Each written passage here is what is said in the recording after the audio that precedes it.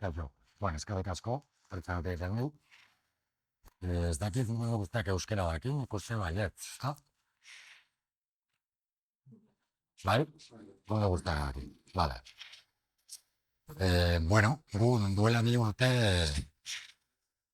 hasi ginen landaketak, bueno, udaletxeekin hitz egiten, ingurugunean landaketa batzuk egiteko, eta, bueno, terreno batzuk ebar prestatu zetzaketen, ez da udaletxekoak.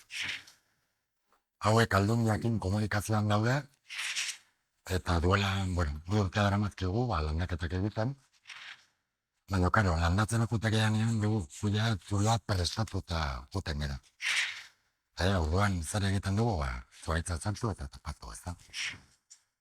Eta pentsatzen genuen, garrantzitsua zela,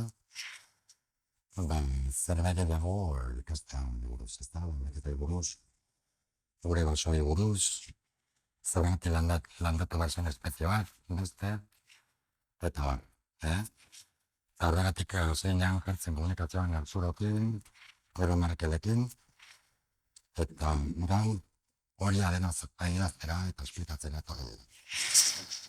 Bueno, aurkezpen txiki bat egin gute biak, gero basor ikungo gira, hori ondoan, gero metro eta landaketa ikastaro egitea, eta gero joan hidalgo, lurraiako, emango di itzalditxo bat.